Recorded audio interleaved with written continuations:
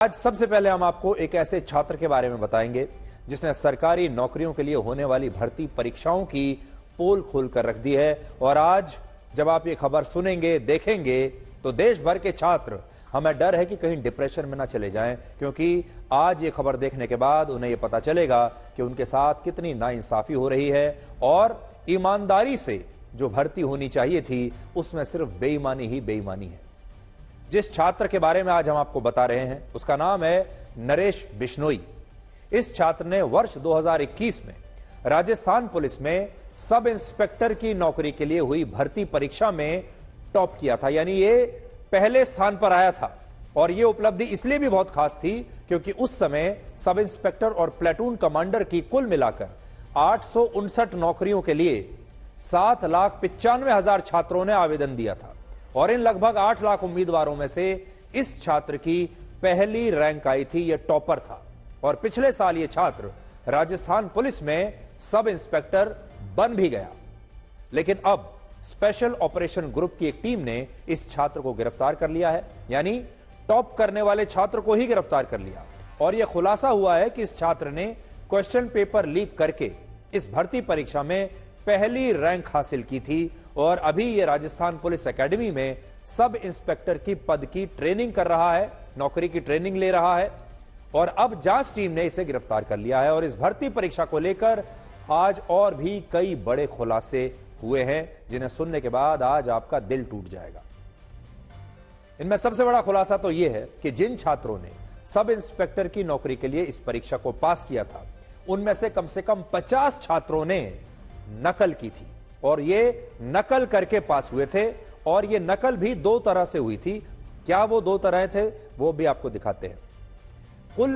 कुछ छात्रों ने 15 से 20 लाख रुपए खर्च करके इस परीक्षा का क्वेश्चन पेपर खरीद लिया था, जबकि कुछ छात्रों ने 20 से 25 लाख रुपए खर्च करके अपनी जगह डमी कैंडिडेट्स को परीक्षा देने के लिए भेजा था। और ये वो छात्र थे जिन्हें अपने बारे में कोई गलतफहमी नहीं थी। वो जानते थे कि वो क्वेश्चन पेपर खरीदने के बाद भी खुद पास नहीं हो पाएंगे, इसलिए इन छात्रों ने डमी कैंडिडेट्स को 20 से 25 लाख रुपए दिए और इस परीक्षा में धांधली करके किसी दूसरे से इम्तिहान दिलवाकर सब इंस्पेक्टर ये लोग बन गए राजस्थान पुलिस में। अभी स्पेशल टीम ने राजस्थान पुलिस एकेडमी से जिन 15 ट्रेनी सब इंस्पेक्टर्स को गिरफ्तार किया है उनमें से 9 उम्मीदवार पुरुष हैं और 6 उम्मीदवार महिलाएं भी हैं। और इससे भी बड़ी बात यह है कि ये सभी छात्र छात्राएं ऐसे परिवारों से हैं जो आर्थिक रूप से काफी समृद्ध हैं और जिनके पिता पहले से ही पुलिस महकमे में नौकरी कर रहे हैं। और इनमें से कुछ छात्र ऐसे भी हैं जिनके पास पहले से ही कोई ना कोई सरकारी नौकरी थी। उदाहरण के लिए जालौर के रहने वाले जिस छात्र की इस परीक्षा में पहली रैंक आई थी, यानी जो छात्र जिसने टॉप किया था, वो सब इंस्पेक्टर बनने से पहले राजस्थान के संस्कृत शिक्षा विभाग में कनिष्ठ सहायक पद पर नौकरी कर रहा था। लेकिन बाद में यह लड़का परीक्षा में धांधली करके राजस्थान पुलिस में सब इंस्पेक्टर बन गया। और आपको जानकर हैरानी होगी कि पिछले साल जब इस छात्र ने इस परीक्षा में डमी कैंडिडेट की मदद से नकल करके टॉप किया, तब हमारे ही चैनल आज तक ने इसका एक इंटरव्यू किया था। क्योंकि देखिए, हमारे यहां भी ये परंपरा है, हम बाकी छात्रों को प्रेरणा देने के लिए, लोगों को बताने के लिए अक्सर टॉपर्स का इंटरव्यू करते हैं ताकि दूसरे छात्रों को भी पता चले कि ये जो छात्र है ये टॉपर कैसे बना, इसने कैसे तैयारी की। इसी नाते हमने इस छात्र का इंटरव्यू किया था जब इसने राजस्थान पुलिस की इस परीक्षा में टॉप किया था। और उस इंटरव्यू में इसने कहा कि यह बहुत परिश्रमी है और इसने इस नौकरी को पाने के लिए बहुत संघर्ष किया है। लेकिन अब जाकर यह पता चल रहा है कि यह संघर्ष असल में इसने डमी कैंडिडेट को अपनी जगह परीक्षा में बैठाने के लिए किया था और इसके लिए इसने 20 लाख रुपए खर्च किए थे। और इसलिए सोचिए, इस खबर से आज उन लाखों छात्रों को कितना दुख पहुंचा होगा, आज उनका दिल टूट गया होगा जो इस परीक्षा में फेल हो गए थे। वो छात्र आज भी अपने आप को दोषी मानते होंगे, अपने आप को दोष देते होंगे, कहते होंगे कि उनकी तैयारी में कमी रह गई। उनके परिवार के लोग आज भी उन्हें ताना मारते होंगे कि आपसे राजस्थान पुलिस की ये परीक्षा भी पास नहीं हुई, हमने आपकी कोचिंग करवाई, आपको हर चीज दी, फिर भी आप फेल हो गए। क्योंकि इन छात्रों को पता ही नहीं था कि परीक्षा में नकल चल रही है, परीक्षा में क्वेश्चन पेपर बिक चुका है और डमी कैंडिडेट्स बाहर से आकर छात्रों के लिए ये परीक्षा लिख रहे हैं। इन छात्रों ने सोचा था कि शायद इनकी ही तपस्या में कोई कमी रह गई, इन्हें ऐसा लग रहा होगा, लेकिन कड़वी सच्चाई यह है कि इन लाखों छात्रों के साथ एक बहुत बड़ा धोखा हुआ है, विश्वासघात हुआ है। ये छात्र सोचते थे कि परीक्षा की हमारे यहां जो प्रणाली है, सरकार जो परीक्षा करवा रही है, वो परीक्षा ईमानदारी से होती होगी, वो परीक्षा ट्रांसपेरेंट तरीके से होती होगी, उस परीक्षा में सही प्रक्रिया का इस्तेमाल होता होगा। ये नहीं जानते थे कि इनके साथ इनके जीवन का सबसे बड़ा धोखा हो रहा है और ये धोखा करने वाले छात्र अब एक एक करके गिरफ्तार हो रहे हैं। और इस परीक्षा में टॉप करने वाले छात्र का आज हमने आपके लिए एक पुराना इंटरव्यू ढूंढ कर निकाला है, जिसमें आप इस छात्र को यह कहते हुए सुनेंगे कि इसने सब इंस्पेक्टर की परीक्षा में टॉप करने के लिए कितनी मेहनत की थी, जबकि सच यह है कि यह छात्र तो असल में इस परीक्षा में बैठा ही नहीं था। मैं इससे पहले जूनियर असिस्टेंट संस्कृत शिक्षा विभाग में कार्यरत हूँ और ये मेरी दूसरी डील है। तो जब आप ड्यूटी भी कर रहे थे, फिर उसके साथ साथ में एग्जाम की तैयारी करना, ये साथ आप कैसे मैनेज करते थे? जी, मैं ड्यूटी भी करता था, उसके साथ साथ मेरे जो प्रधान अध्यापक है उन्होंने ऑफिस से ज्यादा मुझे क्लास में जाने का महत्व दिया। दूसरा, मैंने 4 से 7 महीने छुट्टियां भी प्रोफेशन काल के दौरान। सबसे पहले मैंने 2020 में RS prelims foundation batch join किया था और उसी का जो फर्स्ट पेपर है वही इसी में आया था और हिंदी का विशेष कौशल भारद्वाज जी का महत्व था। राजस्थान पुलिस में सब इंस्पेक्टर की नौकरी पाने के लिए लगभग 8 लाख छात्रों ने आवेदन किया था। 8 लाख। और इनमें से ज्यादातर छात्रों के परिवार बहुत गरीब थे और जो अमीर थे उन्होंने क्वेश्चन पेपर खरीद लिए, उन्होंने डमी कैंडिडेट्स बिठा दिए, और जो गरीब थे वो मेहनत करते रह गए, परिश्रम करते रह गए, कोचिंग लेते रह गए और उन्होंने सोचा कि वो अपने परिश्रम के दम पर पास हो जाएंगे। लेकिन हुआ उल्टा। जिन लोगों ने क्वेश्चन पेपर खरीद रखे थे वो पास हो गए और जो मेहनत कर रहे थे वो फेल हो गए। आज जो कुछ हो रहा है, इसके बाद परीक्षाओं के ऊपर से विश्वास उठ गया। इसके बाद शायद देश के हर छात्र को यह लगेगा कि उसने जो भर्ती परीक्षा दी है, चाहे वो किसी भी पद की हो, किसी भी जगह के एडमिशन की हो, कहीं उसमें कोई धांधली तो नहीं हुई। हर छात्र को यही लगेगा कि उसके साथ नाइंसाफी हो रही है। और इस सब के बावजूद, इतनी मेहनत करने के बावजूद, इन गरीब छात्रों के माता पिता ने इन्हें सब इंस्पेक्टर की सरकारी नौकरी दिलाने के लिए इनकी कोचिंग की जो फीस है उसका खर्च उठाया होगा। न जाने कितने परिवारों ने अपने बच्चों की पढ़ाई के लिए लोन लिया होगा, कितने परिवारों ने अपनी जमीनों को बेच दिया होगा, क्या कि ये ताकि बच्चा शहर में जाकर पढ़ सके, कोचिंग ले सके, उसकी पढ़ाई का खर्चा देने के लिए जमीनें बिक गई होंगी। सुबह शाम यही सपना देखते होंगे ये परिवार कि इनके बच्चों को किसी तरह एक बार सरकारी नौकरी मिल जाए तो हमेशा के लिए इनका जीवन बन जाएगा, ये सेटल हो जाएंगे।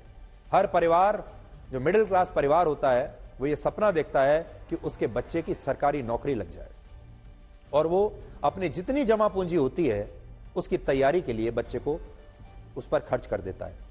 लेकिन कुछ बेईमान छात्रों की वजह से, कुछ बेईमान छात्रों ने धांधली करके, धोखे से इन छात्रों के हक और उनके परिवारों के हक को छीन लिया, लूट लिया।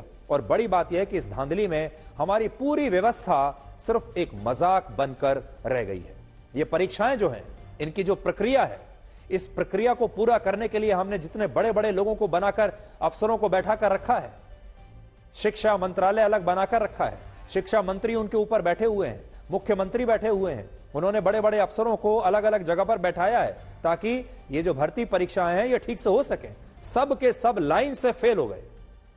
आपको जानकर हैरानी होगी कि जिन छात्राओं ने सब इंस्पेक्टर की इस परीक्षा को पास किया, वो छात्राएं एक कार्यशाला में इस सवाल का भी जवाब नहीं दे पाई कि भारत के राष्ट्रपति का नाम क्या है या लिव इन रिलेशनशिप क्या होता है। ये वो छात्राएं जो पास हो गई, लेकिन इन्हें भारत के राष्ट्रपति का नाम नहीं पता।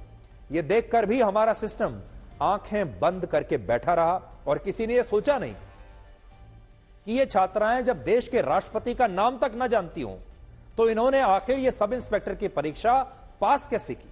और इससे आप ये समझ सकते हैं कि हमारी जो व्यवस्था है उसमें कितने सारे लीकेज हैं। क्वेश्चन पेपर तो लीक हो ही रहे हैं, लेकिन हमारी तो पूरी की पूरी व्यवस्था वही लीक हो रही है, उसमें इतनी लीकेज है जिसे भरने में ही हमें शायद बहुत वर्ष लग जाएंगे। अब आप ये देखिए कि ये जो महिला कैंडिडेट्स हैं, जब इनसे सवाल पूछे गए, ये वो हैं जो सब इंस्पेक्टर बन गई हैं, लेकिन जब सवाल पूछे गए तो आपको विश्वास नहीं होगा कि इन्होंने ये परीक्षा कैसे पास की होगी। क्या आप विश्वास कर सकते हैं कि जो छात्रा है जिसे रशिया के राष्ट्रपति का नाम नहीं पता, इन्होंने व्लादिमीर पुतिन का नाम नहीं सुना, ना ये जानती हैं कि वो कौन है, और ये परीक्षा पास करके राजस्थान पुलिस में सब इंस्पेक्टर बन गई। और वो सारे लोग जो रशिया के राष्ट्रपति नहीं, भारत के राष्ट्रपति नहीं, उनसे किसी भी देश के राष्ट्रपति का नाम पूछ लीजिए, करंट अफेयर्स के बारे में कोई भी सवाल पूछ लीजिए, उन्हें सब आता है, वो सब कुछ आपको बता सकते हैं। महंगाई क्यों बढ़ती है, महंगाई क्यों कम होती है, अर्थव्यवस्था कैसे खराब होती है, कैसे अच्छी होती है, आप उनसे कुछ भी पूछ लीजिए, वो आपको हर सवाल का जवाब बता देंगे। वो सारे जो कैंडिडेट्स थे वो फेल हो गए। वो तमाम लोग जो कोचिंग करते रहे वर्षों तक, अपने घरों से बाहर निकलकर शहरों में जाकर एक कमरा किराए पर लेकर एक कमरे में 5-5, 6-6 लोग तैयारी करते रहे, उन्होंने कोचिंग ली, इन परीक्षाओं की तैयारी की, बहुत मेहनत से परीक्षा दी, और वो सारे लोग फेल हो गए। और ये जो छात्रा हमने आपको दिखाई, ये पास हो गई। उससे पहले जिस छात्र ने टॉप किया था वो पास हो गया। कैसे पास हुआ? क्योंकि वो तो परीक्षा में बैठा ही नहीं था, उसकी जगह कोई और बैठा था। और भी ज्यादा दुख की बात यह है कि जिस परीक्षा की मैं बात कर रहा हूं, ये 2021 में हुई थी, आज से 3 साल पहले, और आज 2024 में हम इस परीक्षा की बात कर रहे हैं। और अब जाकर यह पता चलता है कि ये जो परीक्षा थी, ये सिर्फ एक धोखा थी, ये सिर्फ एक आई वॉश थी। इस परीक्षा में धांधली के अलावा कुछ नहीं था। ये परीक्षा बिकी हुई थी। ये परीक्षा एक तरह का, जिससे हम कहते हैं कि मैच फिक्सिंग इसमें हो रही थी, और इसमें हर नालायक छात्र जो है वो पास हो गया और हर परिश्रमी और लायक छात्र फेल हो गया। अब आप सोचिए, ये राजस्थान में हुआ, ये उत्तर प्रदेश में हुआ, बाकी राज्यों में जो परीक्षाएं हुई होंगी वो सही थी। अब ये कैसे हम मान लें? राजस्थान में जब कांग्रेस की सरकार थी और मुख्यमंत्री थे अशोक गहलोत, उस सरकार में जितनी भी सरकारी नौकरियों की परीक्षाएं हुई, उनमें से ज्यादातर परीक्षाओं में क्वेश्चन पेपर लीक होने के आरोप लग रहे हैं। और पुलिस का कहना है कि अगर उसने वर्ष 2020 में जूनियर इंजीनियर की सरकारी नौकरी के लिए हुई भर्ती परीक्षा की जांच नहीं की होती, तो उसे कभी भी पुलिस में सब इंस्पेक्टर की भर्ती परीक्षा में हुई इस धांधली के बारे में भी पता नहीं चलता। यानी पुलिस तो किसी और सरकारी नौकरी की परीक्षा में हुई धांधली की जांच कर रही थी। वो जांच करते करते उसे यह पता चला कि ये जो पुलिस की परीक्षा थी, ये भी बिकी हुई थी। जांच करने वाली स्पेशल टीम का कहना है कि उसने पिछले दिनों एक ऐसे गैंग का पर्दाफाश किया जो सरकारी नौकरियों की भर्ती परीक्षा का क्वेश्चन पेपर लीक करवाता था, और जिन छात्रों को ऐसा लगता था कि वो क्वेश्चन पेपर खरीदने के बाद भी उस परीक्षा में पास नहीं हो सकते, तो सोचिए कितने नालायक छात्र होंगे कि अगर उन्हें क्वेश्चन पेपर भी दे दिया पहले से, तब भी वो उस क्वेश्चन पेपर के जवाब नहीं लिख सकते, तब भी पास नहीं हो सकते। ऐसे जो छात्र थे, उन छात्रों को ये गैंग एक नया पैकेज बेचता था। वो नया पैकेज क्या था? उस पैकेज में इन छात्रों की जगह डमी कैंडिडेट्स उन छात्रों की जगह पर बैठकर परीक्षा देने जाते थे, और इस तरह की धांधली का खर्च जो है वो हर छात्र के लिए, एक छात्र के लिए 20 से 25 लाख रुपए होता था। तो क्या मिलेगा आपको 20 से 25 लाख में? आप 25 लाख रुपए दीजिए, आपको क्वेश्चन पेपर पहले लीक हो जाएगा और आपकी जगह एक दूसरा कैंडिडेट जाकर परीक्षा देगा और वो पास हो जाएगा। 25 लाख रुपए अगर आप जमा करा दें तो आपकी राजस्थान पुलिस में सब इंस्पेक्टर की नौकरी पक्की। जांच करने वाली टीम का यह भी कहना है कि इस मामले में इस गैंग का सरगना जगदीश बिश्नोई गिरफ्तार हो चुका है, जो आज से 2 दशक पहले, यानी 20 साल पहले तक, आज से 20 साल पहले एक सरकारी स्कूल में एक अध्यापक की नौकरी करता था, एक टीचर था। बाद में इसने देखा कि सरकारी नौकरियों का क्वेश्चन पेपर लीक कराने में पैसा ही पैसा है, और तभी से यह इस संगठित अपराध में शामिल हो गया और क्वेश्चन पेपर्स बेचने लगा। और ऐसा भी आरोप है कि इसने चप्पल, जूते और दूसरी चीजों में ब्लूटूथ का इस्तेमाल करके, यानी टेक्नोलॉजी का इस्तेमाल करके राजस्थान की अलग अलग परीक्षाओं में जो कैंडिडेट्स थे उन्हें नकल करवाई और उनसे इसने करोड़ों रुपए कमाए हैं। और ये अपराधी अब तक कई सरकारी नौकरियों की भर्ती परीक्षाओं के क्वेश्चन पेपर्स लीक करा चुका है और न जाने कितने लोग अब भी इसकी वजह से राजस्थान में सरकारी नौकरी कर रहे हैं। वो लोग जो उस नौकरी के काबिल नहीं है, जो लोग क्वेश्चन पेपर का एक सवाल भी हल नहीं कर सकते, वो लोग जिन्होंने सिर्फ पैसा देकर क्वेश्चन पेपर को खरीदा है, वो सारे लोग आज सरकारी नौकरियों में हैं। और अब तक क्वेश्चन पेपर के अलग अलग लीक के अलग अलग मामलों में राजस्थान में 200 लोगों को गिरफ्तार किया गया है और इनमें कई आरोपी ऐसे हैं जो डमी कैंडिडेट बनकर असली छात्रों की जगह परीक्षा देने के लिए जाया करते थे। यानी उनका पेशा ही यह है, उनका धंधा ही यह है, उनका जो प्रोफेशन है वो यही है कि वो नालायक छात्रों की जगह पैसा लेकर परीक्षा में खुद बैठते हैं और फिर उन्हें पास करा देते हैं। फिलहाल इस मामले में एक और मुख्य आरोपी पंकज उर्फ यूनिक भांबू की गिरफ्तारी अभी नहीं हो पाई है और ऐसा कहा जा रहा है कि ये जो आदमी है ये दुबई फरार हो चुका है।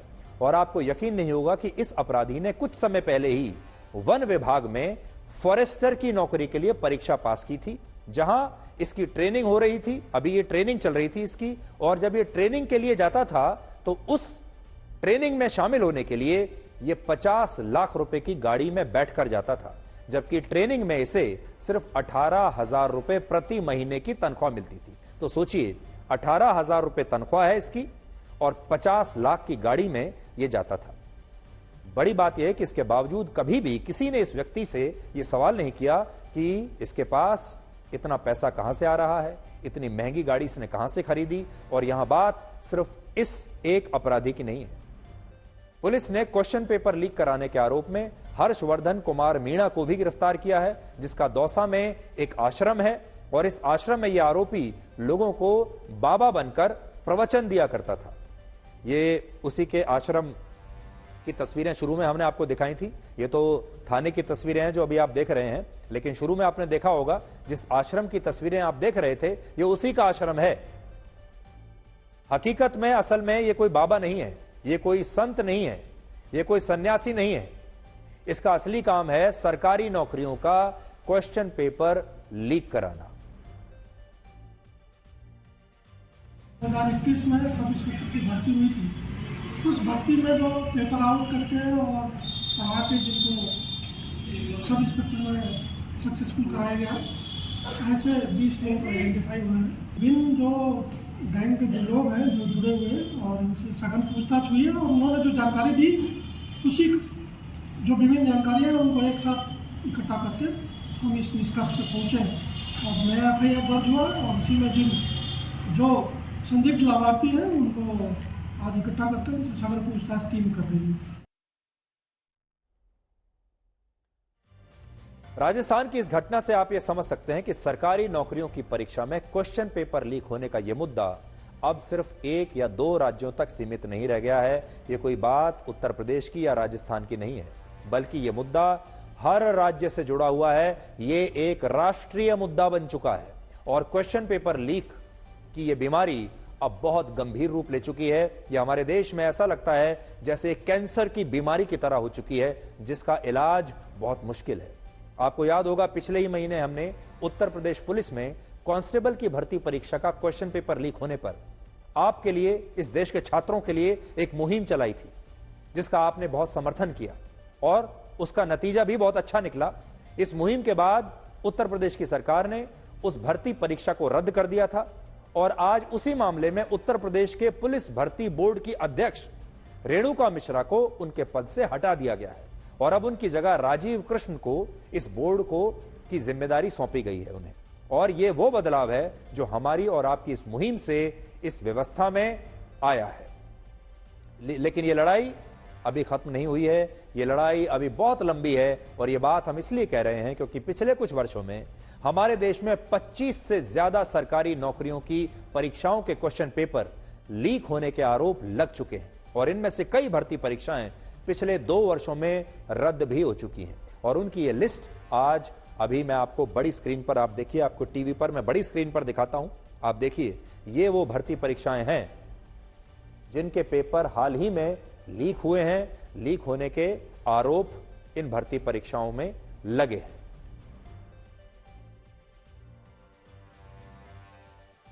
इसलिए आज से हमने इस मुद्दे पर अपनी मुहिम का दूसरा चरण, दूसरा अध्याय शुरू किया है, जिसमें हम राजस्थान में क्वेश्चन पेपर लीक का मुद्दा उठाएंगे और आपको यह बताएंगे कि इस लीकेज से न सिर्फ छात्र, कुछ मुट्ठी भर छात्र बेईमानी से सब इंस्पेक्टर बन गए, बल्कि इस बेईमानी से उन लाखों ईमानदार छात्रों का नुकसान हुआ है, उनके साथ विश्वासघात हुआ है, जिन्होंने सरकारी नौकरी के लिए कड़ी तपस्या की है, कड़ी मेहनत की है, उन्होंने परिश्रम किया है और वो असल में इस नौकरी के असली हकदार वो थे, लेकिन धोखे से उन्हें लाइन में से हटा दिया गया और ये जो धोखेबाज छात्र हैं, जो लायक नहीं है, ये सब इंस्पेक्टर बन गए। क्या आपने कभी सोचा है कि सरकारी नौकरियों में अगर धांधली हो रही है, चाहे वो जूनियर इंजीनियर की नौकरी हो, चाहे वो पटवारी की नौकरी हो, चाहे पुलिस में कांस्टेबल की नौकरी हो, चाहे पुलिस में सब इंस्पेक्टर की नौकरी हो, जरा कल्पना करके देखिए, ये सारे लोग जो क्वेश्चन पेपर खरीद कर 20 से 25 लाख रुपए की रिश्वत देकर सब इंस्पेक्टर बन गए हैं। और सोचिए, ये सब इंस्पेक्टर बन चुके हैं, भर्ती हो चुकी, इनकी ट्रेनिंग चल रही है, सब इंस्पेक्टर बन चुके हैं। अब जरा कल्पना कीजिए कि जब ये सब इंस्पेक्टर अलग अलग जगहों पर जाकर पुलिस थाने में काम करेंगे और पुलिस थानों में रहते हुए जब ये आप ही के केस इनके पास आएंगे, जब आप खुद किसी पुलिस थाने में जाएंगे ऐसे किसी सब इंस्पेक्टर से, आगे चलकर यह व्यक्ति इंस्पेक्टर बनेगा, उसके बाद कुछ और वर्षों के बाद इससे भी बड़ा अधिकारी बनेगा, आगे चलकर यही सब इंस्पेक्टर थाना अध्यक्ष बनेगा और आप उसी थाने में जब शिकायत करने के लिए जाएंगे, आपको कोई परेशानी होगी, तो यह थाना अध्यक्ष, यह सब इंस्पेक्टर, यह इंस्पेक्टर जो क्वेश्चन पेपर खरीद कर इस पद पर पहुंचा है, यह आपके साथ क्या करेगा? आप अंदाजा लगा सकते हैं इस बात का? क्या यह कभी आपको न्याय देगा? क्या यह कभी भी बिना रिश्वत के आपका कोई काम करेगा? क्या यह जनता की कभी कोई सेवा करेगा? क्या यह कभी भी जीवन में एक बार भी एक केस को भी ईमानदारी से सॉल्व करेगा? कभी नहीं करेगा। एक बार भी यह अपनी ईमानदारी किसी को नहीं दिखाएगा, क्योंकि यह खुद एक बेईमान है और अपनी युवावस्था में यह एक नालायक छात्र रहा है। एक ऐसा नालायक छात्र जो कोई परीक्षा पास नहीं कर सकता, लेकिन क्योंकि उसके माता पिता ने इसके लिए 20-25 लाख रुपए खर्च कर दिए, तो आज ये इस पद पर बैठ गया और अब ये आपके साथ न्याय करेगा, इस देश की आम जनता के साथ न्याय करेगा। और जिस छात्र को, जिस परिश्रमी और लायक छात्र को इस कुर्सी पर बैठा होना चाहिए था, वो शायद बाहर कोई छोटी मोटी नौकरी कर रहा होगा, संघर्ष कर रहा होगा और कहता होगा कि कोशिश तो हमने बहुत की, हमारी सरकारी नौकरी नहीं लगी, अब हम कहीं बाहर कोई छोटी मोटी नौकरी कर रहे हैं। और ये हर छात्र की कहानी है। इसलिए देश में राजनीति तो बहुत होती रहती है, नेताओं के बयान होते रहते हैं, हर साल चुनाव कहीं ना कहीं होते रहते हैं, हर 5 साल में लोकसभा का चुनाव भी होता है जो अभी होने वाला है। लेकिन हमारी नजर में सबसे बड़ा मुद्दा यह है जिसमें आपके घर में जो युवा है, आपके घर में जो छात्र है, आपके घर में जो बच्चा है, उसका भविष्य इससे जुड़ा हुआ है। आप सोचकर जरा देखिए, ये कितनी बड़ी समस्या है कि आपका बच्चा जब इम्तिहान देने के लिए जाएगा और अगर वो इम्तिहान बिका हुआ, अगर वो परीक्षा बिक चुकी हुई, तो आपके बच्चे का कोई भविष्य नहीं है। जो नालायक छात्र हैं वो आगे निकल जाएंगे और लायक जो छात्र हैं वो पीछे रह जाएंगे। इसलिए इस विषय को गंभीरता से लीजिए, इस विषय पर जागरूकता की आवश्यकता है और इस विषय पर सरकार पर दबाव डालने की आवश्यकता है, क्योंकि इस विषय में हर सरकार फेल हुई है, चाहे केंद्र सरकार हो, चाहे राज्य सरकार हो, चाहे बीजेपी की सरकार हो, चाहे कांग्रेस की सरकार हो। अभी तक कोई ऐसी सरकार इस देश में नहीं आई है जो परीक्षाओं में क्वेश्चन पेपर को लीक होने से रोक पाई हो। आपने देख लिया, उत्तर प्रदेश में बीजेपी की सरकार है, राजस्थान में कांग्रेस की सरकार है। क्या फर्क है दोनों में? बस फर्क यह है, एक फर्क दिखाई दिया, वो ये दिखाई दिया कि उत्तर प्रदेश की सरकार ने आरोप लगते ही 1 हफ्ते के अंदर परीक्षा को रद्द कर दिया और एक्शन लिया, और राजस्थान में यह परीक्षा 2021 की है और अब 2024 में अब जाकर एक्शन हो रहा है।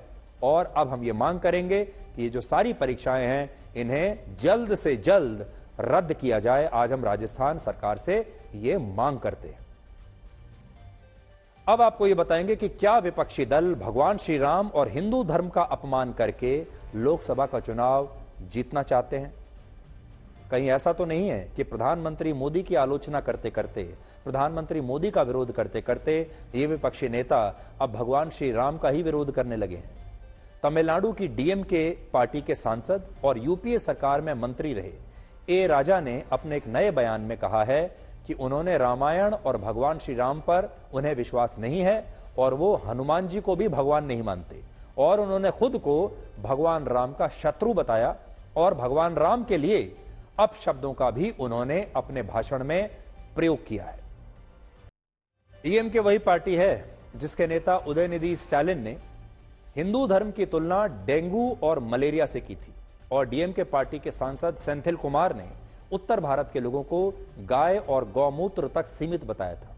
और अब इसी पार्टी के एक सांसद ए राजा अभिव्यक्ति की आजादी का फायदा उठाकर भगवान हनुमान का मजाक उड़ा रहे हैं, भगवान श्री राम के लिए अपशब्दों का इस्तेमाल कर रहे हैं। सबसे बड़ी बात यह है कि ए राजा ने जो सबसे बड़ी बात कही है वो ये कि वो तमिलनाडु से हैं और तमिलनाडु को रामायण और भगवान श्री राम पर विश्वास नहीं है, जबकि सच्चाई यह है कि तमिल भाषा में रामायण का एक विशेष संस्करण मौजूद है जिसे कंबा रामायण कहते हैं, और तमिलनाडु वही राज्य है जहां से भगवान राम अपनी सेना के साथ समुद्र को पार करके लंका गए थे। लेकिन आज उसी राज्य में उसी भूमि पर खड़े होकर ए राजा कह रहे हैं कि तमिलनाडु को रामायण और भगवान श्री राम पर विश्वास ही नहीं है, और भगवान राम का अपमान करने वाले वो अकेले विपक्षी नेता नहीं है। अब चुनाव से ठीक पहले अचानक से विपक्ष के नेताओं ने भगवान राम की ही आलोचना करनी शुरू कर दी है। आज पश्चिम बंगाल में तृणमूल कांग्रेस के एक विधायक रामेंदु सिंह राय ने कहा है कि अयोध्या का राम मंदिर एक अपवित्र धर्म स्थल है और इस वजह से हिंदुओं को अयोध्या के राम मंदिर में पूजा नहीं करनी चाहिए। अब जरा सोचिए, जिस विधायक के नाम में ही राम शब्द आता है, जिनका नाम है रामेंदु, वो स्वयं भगवान राम का अपमान कर रहे हैं, उनका विरोध कर रहे हैं, राम मंदिर को एक अपवित्र धर्म स्थल बता रहे हैं। और ये सब कुछ क्यों हो रहा है? सिर्फ वोटों के लिए, इस समाज को दो धड़ों में बांटने के लिए, इस समाज में नफरत पैदा करने के लिए और चुनावी फायदे के लिए। अब आपको हम कांग्रेस के नेता राहुल गांधी का भी एक बयान सुनवाना चाहते हैं, जिसमें उन्होंने मध्य प्रदेश में भारत जोड़ो न्याय यात्रा के दौरान कहा है कि प्रधानमंत्री मोदी चाहते हैं कि देश के लोग दिन भर सिर्फ मोबाइल फोन चलाते रहें, देश के लोग दिन भर मोबाइल फोन में व्यस्त रहें, जय श्री राम के नारे लगाते रहें और भूखे मर जाएं। आम युवा 6-7 घंटे मोबाइल फोन पे रील्स देखता है, 6-7 घंटे यूं देखता रहेगा, रील रील रील। और हमारा जो युवा 7-7 घंटे रील देख रहा है। यह है चमत्कार। अब मैं चाहता हूं कि ऐसा दिन आए कि यहां पे एक युवा रील देखे 15 मिनट और फिर फोन को ऐसे घुमाए, उस पर लिखा हो मेड इन मध्य प्रदेश, और चाइना का युवा हो वो 7 घंटे रील देखे। ये मैं चाहता हूं और इसमें आपकी जरूरत होगी। मोदी जी ये नहीं चाहते। मोदी जी चाहते हैं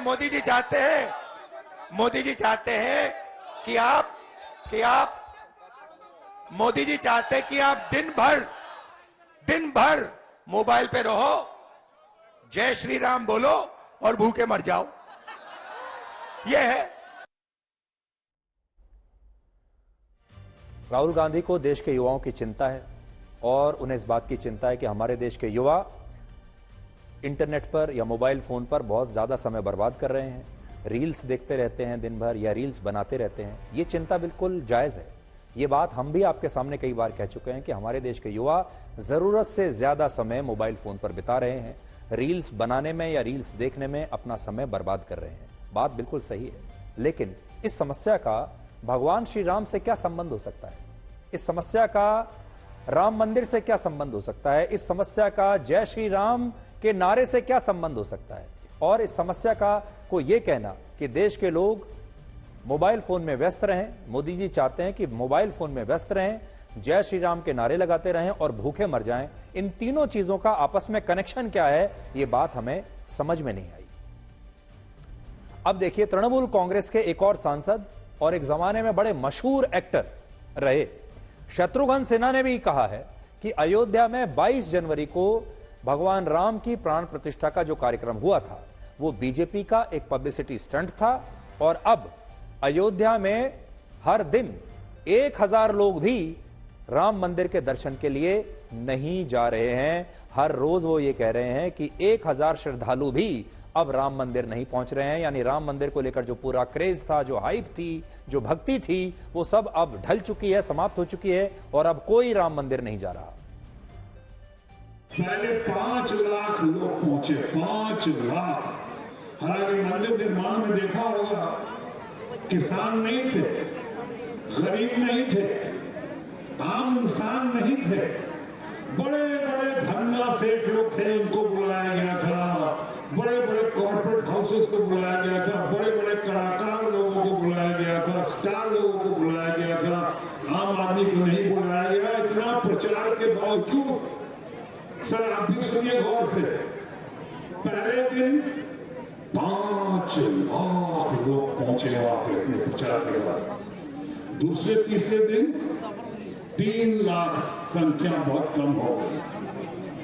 उसके 2-3 दिन बाद 2 लाख फिर आ गए और उसके 2-3 दिन बाद 5000, 10,000, 20,000 और अभी तो 1000-2000 लोग जा रहे हैं वहां पे। असल में हमारे देश की राजनीति में अब समस्या ये आ गई है, जब लोकसभा के चुनावों में अब कुछ ही दिन बचे हैं, ऐसा लगता है कि विपक्ष के ये नेता नरेंद्र मोदी का विरोध करते करते, पहले इन्होंने मोदी का विरोध करते करते भारत का विरोध करना शुरू किया। इन्हें लगा कि अगर भारत का विरोध कर रहे हैं तो मतलब मोदी का विरोध कर रहे हैं, और अब मोदी का विरोध करते करते इन्होंने भगवान श्री राम का ही विरोध करना शुरू कर दिया है।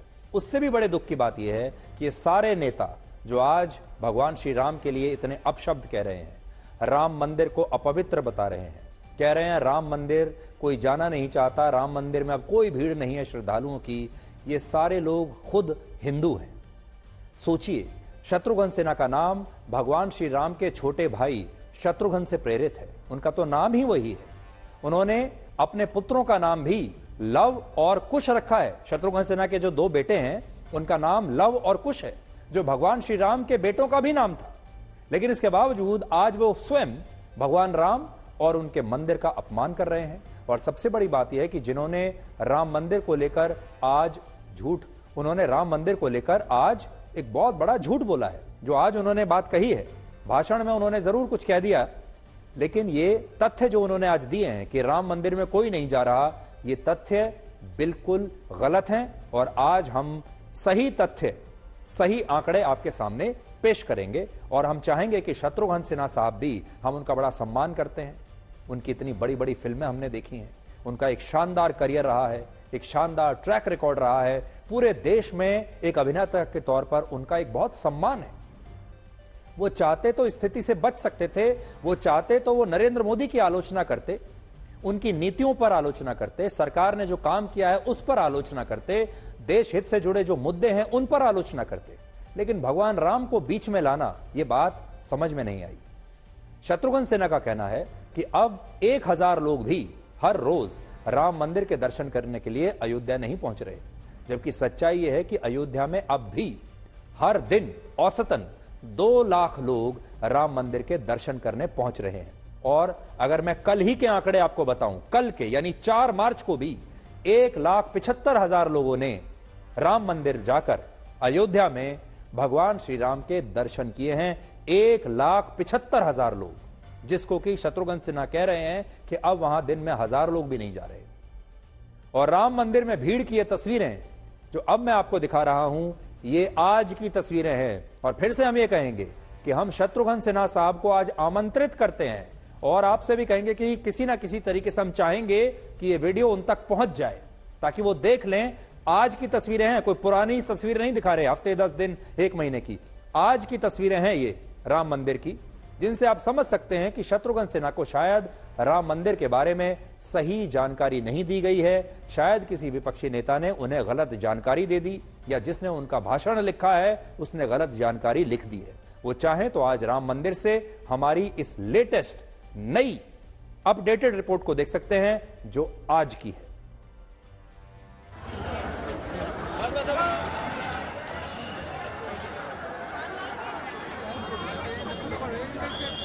शनिवार और इतवार और मंगलवार 3 दिन भीड़ ज्यादा बढ़ जाती है। उसके बाद भीड़ रहती है, लेकिन 3 दिन में दबाव ज्यादा रहता है भीड़ का, और ज्यादा दबाव जो है वो हनुमानगढ़ी पे और जन्मभूमि पे रहता है। लेकिन अब जनता आ रही है, सबको भगवान के दर्शन करने की इच्छा है, तो लगभग एवरेज 2 लाख आदमी रोज का दर्शन हो रहा है। अब आप जोड़ लीजिए आप कितने दिन हो गए, 22 से 22 1 महीना हो गया, उधर 60 लाख के लगभग लोग आए थे, और 22 से लेकर के आप जानिए आज 5 तारीख है, तो 5 और 6 दिन उधर, 7-9 दिन हो गए, 9 दिन में लगभग 20 लाख आदमी दर्शन कर गया होगा। लेकिन सर, आपकी मुलाकात बहुत सारे सेलिब्रिटीज से कराते हैं, बहुत सारे न्यूज मेकर्स से कराते हैं, और आज भी हम आपकी मुलाकात एक ऐसे ही न्यूज मेकर से कराने वाले हैं। और ये मुलाकात इसलिए हो रही है क्योंकि 22 मार्च को एक नई फिल्म रिलीज हो रही है जिसका नाम है स्वतंत्र वीर सावरकर।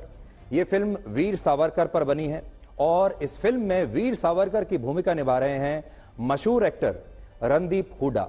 और रणदीप इस समय मेरे साथ स्टूडियो में मौजूद हैं। रणदीप, आपका बहुत बहुत स्वागत है ब्लैक एंड व्हाइट में। Thank you brother, thank you. और आज आप जैकेट भी ब्लैक पहनकर आए हैं, तो हमारे शो के साथ आप बिल्कुल जेल करेंगे। Good good good. रणदीप, पहला सवाल तो मेरा यह है कि वीर सावरकर को एक पक्ष वीर कहता है और दूसरा पक्ष माफी वीर कहता है। आपने जो भी स्टडी किया और आपने इस किरदार को निभाया है जी, आप वीर सावरकर के किरदार को कैसे डिफाइन करेंगे? वो वीर थे या माफी वीर थे? सावरकर जी माफी वीर नहीं थे, सावरकर जी वीर थे।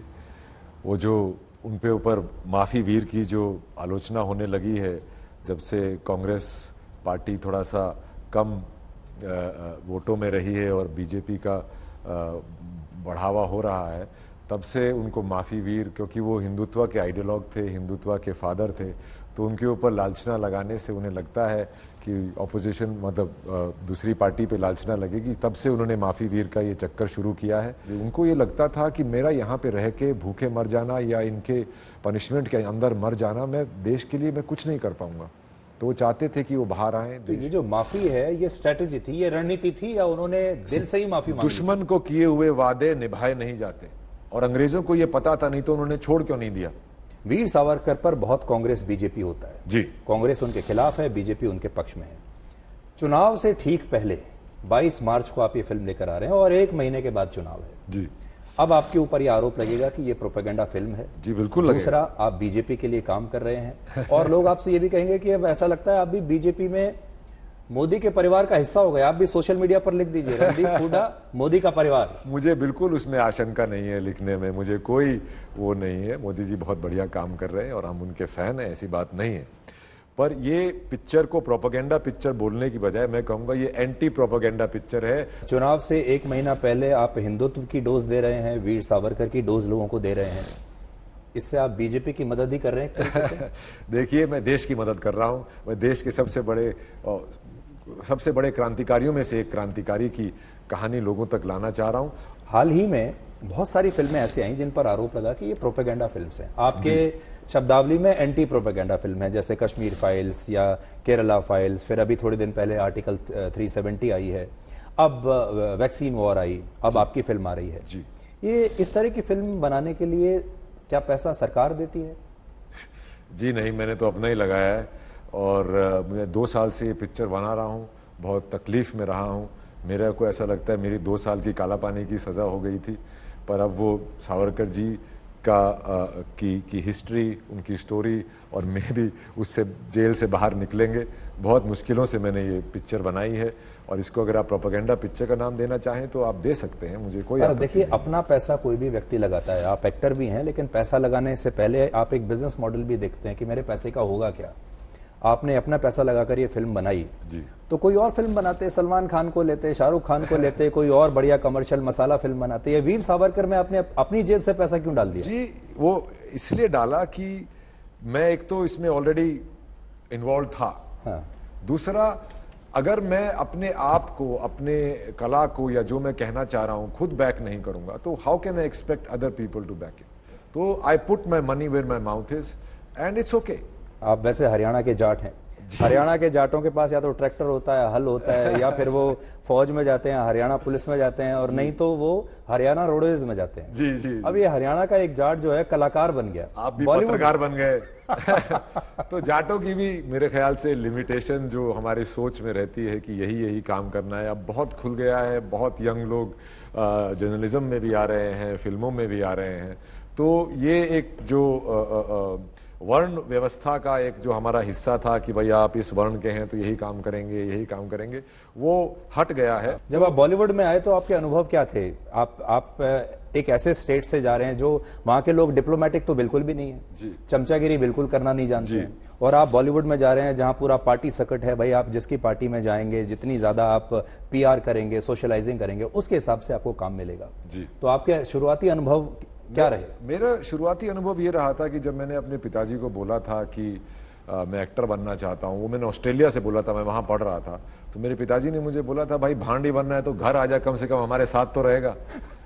फिर जब वापस आया और मैंने उनको बोला कि मैं एक्टर बनना चाहता हूँ, तो उन्होंने बड़ी मैच्योरिटी से, और मैं बहुत शुक्रगुजार हूँ मेरे पेरेंट्स का, उन्होंने कहा भाई ठीक है, जो तुझे करना है तू कर, हमारे ऊपर बुढ़ापे पे बोझ मत बनियो। पैसे मांगने घर मत आना। हाँ, पैसे मांगने घर मत आना। मुझे बहुत लोग बोलते थे जो दिखता है वो बिकता है, और किससे काम मांगने जाओ, उससे काम मांगने जाओ। पर जब मैं जाता था ना तो ऐसा लगता था कि मैं झूठ बोल रहा हूँ कि वो पर्सनैलिटी में बैठता नहीं था, वो सोच में बैठता नहीं था कि मुझे काम चाहिए, ये चाहिए, मेरे को काम आता है, देना है तो दे, नहीं तो तो ये आपने दो परंपराएं तोड़ी हैं हरियाणा की जी। एक तो आप कलाकार बनने बॉलीवुड चले गए हरियाणा से, हाँ, हरियाणा के खेत छोड़ के। दूसरा ससुराल आपने मणिपुर में बनाई। देखो, अखंड भारत का सावरकर जी का सपना मैं पूरा कर रहा हूँ जी। और उसके ऊपर बहुत जोक भी बने। खैर वो तो मेल मिलाप और प्रेम की बात है। हरियाणा में जब शादी होती है, बारात जाती है, तो लड़के वालों की सबसे पहली डिमांड ये होती है कि खातिरदारी अच्छी होनी चाहिए। आप ऐसा होता है जो हमेशा रूठता है, वो हमेशा रूठता है, बिल्कुल। आप ऐसे टाइम में बारात लेके मणिपुर गए जहां मणिपुर में जान बचाना मुश्किल था, और मणिपुर में कोई जाने के बारे में सोच भी नहीं सकता था। वहां पे मेरी वाइफ के ब्रदर ने बोला था, मोमो ने, कि माइक पे बोला था, बोला इस हालात में सिर्फ जाट लोग ही आके यहाँ पे शादी कर सकते हैं। अब मैं अपने दर्शकों को और आपको भी एक फोटो दिखाना चाहता हूं। देखिए, बड़ी स्क्रीन पे एक फोटो आपको दिखाते हैं। ये फोटो आपकी है जब आप सरबजीत सिंह का रोल निभा रहे थे। आपके बारे में कहा जाता है कि आप मेथड एक्टिंग में बिलीव करते हैं, मतलब किरदार के अंदर आप घुस जाते हैं। अब जैसे ये आप देखिए, कोई कह ही नहीं सकता इस तस्वीर को देख के कि ये कोई इतना हैंडसम, सुंदर दिखने वाला कोई एक्टर होगा और वो ऐसे रूप में आ गया होगा। Good makeup also. तो ये जो है, इसमें आप सरबजीत के किरदार में बिल्कुल प्रवेश कर गए थे। इस बार आप सावरकर के किरदार में प्रवेश किया। कैसे आपने किया, और क्या अभी भी आप उसी किरदार में, अब आप बाहर निकल आए हैं? बाहर निकल रहा हूं, क्योंकि मैं एज अ डायरेक्टर मुझे उस पर काम करना पड़ता है पोस्ट प्रोडक्शन में, तो मैं उसको बार बार देखना पड़ता है। तो मैं उनसे अभी इतना निकल नहीं पाया हूं। काम ऐसे कैरेक्टर से निकलने का एक ही तरीका है कि आप दूसरा कैरेक्टर ले लें। सरबजीत से ज़्यादा वेट लॉस मैंने इसमें किया था, और चूंकि मैं सिर्फ एक एक्टर नहीं था जो कि अपना बैठे रहो और एकदम से शॉट दे दिया, मैं तो सब शॉट लगाता भी था, तो ये बहुत ज़्यादा एक मुश्किल हो गया था। मैं एक दो बारी सेट पे गिर भी गया था बेहोश होके। उससे बड़ी चीज़ होती है मेंटल मेकअप, उस कैरेक्टर की थॉट्स अपनाना, उसको अपना बनाना, और ना उसमें कैरिकेचर करना, दूसरे इंसान का एक कार्टूनिस्ट बिहेवियर और पैटर्न देना। तो उसका एक मिश्रण करके एक आप उस तक पहुंचते हैं। और उसमें सबसे बड़ी लिए आपने पढ़ाई की उस कैरेक्टर में जाने के लिए? जी, जब वो मैं तो हिस्ट्री बहुत पढ़ता था स्कूल में। मैं हिस्ट्री, ज्योग्राफी मेरा फेवरेट सब्जेक्ट होता था। हालांकि मैंने, चलो कहीं तो काम आई। हाँ, 11th-12th में मेरे को साइंस में डाल दिया था और मैं बिल्कुल फेल हो गया था। तो मैंने को लगा मुझे पता है। फिर मैंने सोचना शुरू किया तो एक्चुअली में मुझे कुछ नहीं पता था सावरकर जी के बारे में। हमारी हिस्ट्री बुक्स में कहीं नहीं था, कभी पब्लिक डिस्कोर्स में हमने। बड़ी बात यह है कि अगर आप जाएंगे अपने आजादी के आंदोलन में तो आपको महात्मा गांधी, नेहरू, इनके वीडियोस तो बहुत मिल जाएंगे, वीडियो मिलेंगे, सामग्री मिलेगी, आप देख सकते हैं। जी। लेकिन सावरकर जी की तस्वीरें भी शायद बहुत कम होंगी, और वीडियो तो शायद होगा ही नहीं, या बहुत कम। सावरकर जी की भी हैं, क्योंकि वो भी काफी एक इम्पॉर्टेंट वॉइस थे उस वक्त, पॉलिटिकली ऑल्सो। पर शुरू के तो बिल्कुल भी नहीं है, एक दो कुछ फोटोग्राफ्स हैं। पर सावरकर जी के साथ क्या हुआ कि उनको ऐसा काट दिया हमारी हिस्ट्री में से। तो उस वक्त की मीडिया ने भी, जो उस वक्त जो भी मीडिया रहा होगा, उसने भी उनको ज्यादा हाईलाइट नहीं किया। देखिए वो एक पब्लिक डिस्कोर्स में थे, उनके कार्टून्स छपते थे, उनसे बहुत लोग प्रेरित थे। वो एक लेखक थे, उन्होंने 6000 कविताएं तो सिर्फ काला पानी में लिखी थी। तो उनका जो लिखाई थी उससे वो बहुत लोगों तक पहुंचते थे, जैसे कि आज सोशल मीडिया हो गया या प्रोग्राम्स हो गए, ये हो गया। वीर सावरकर जी के जो भाई थे नारायण राव जी, उन्होंने महात्मा गांधी को चिट्ठी लिखी जी, और चिट्ठी लिख के उन्होंने इनको कहा कि आप ही बताइए कि क्या रास्ता होगा। गांधी जी और सावरकर जी आपस में बहुत रिस्पेक्ट करते थे, उनकी विचारधारा नहीं मिलती थी। गांधी जी ने ही एडवाइस की, गांधी जी खुद भी बैरिस्टर थे तो इन्होंने बोला कि ब्रीफली लिखो। तो अब राजनीतिक माहौल जो है एकदम इस समय गर्म है, क्योंकि चुनाव होने वाले हैं।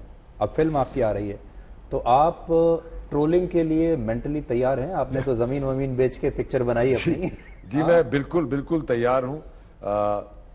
जैसे हमारे लीडर भी बोलते हैं, प्रधानमंत्री बोलते जितनी गालियां दोगे उतना ऊपर उठूंगा, इसीलिए मुझे लग रहा है मैं भी उतना ही ऊपर उठूंगा और ये फिल्म भी उतनी ही लोगों तक पहुंचेगी।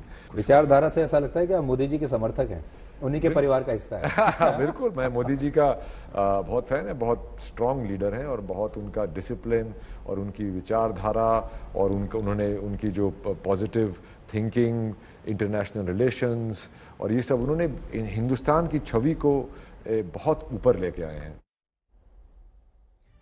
ये पूरा इंटरव्यू असल में बहुत रोचक है, जिसमें रणदीप हुड्डा ने बताया कि असल में हमारे इतिहासकारों ने और हमारी आज़ादी के बाद हमारी जो व्यवस्था थी, हमारी सरकारें जो रही, उन्होंने वीर सावरकर के साथ बहुत अन्याय किया और उनकी असली कहानी को कभी आप तक पहुंचने नहीं दिया। और इसीलिए उन्होंने वीर सावरकर पर ये फिल्म बनाई है। ये पूरा जो इंटरव्यू हम आपको आगे जब कभी हमारे पास समय होगा, हो सकता है वीकेंड पर, हम आपको ये पूरा इंटरव्यू दिखाएंगे। बहुत रोचक है, जानकारियों से भरपूर है। वीर सावरकर के बारे में ऐसी ऐसी बातें हैं जो आपको शायद पता नहीं होंगी, आप जरूर देखिएगा। मैं ठीक हूं, ये तो हम हर किसी से कहते हैं, लेकिन मैं परेशान हूं, ये कहने के लिए किसी खास की जरूरत होती है। नमस्कार।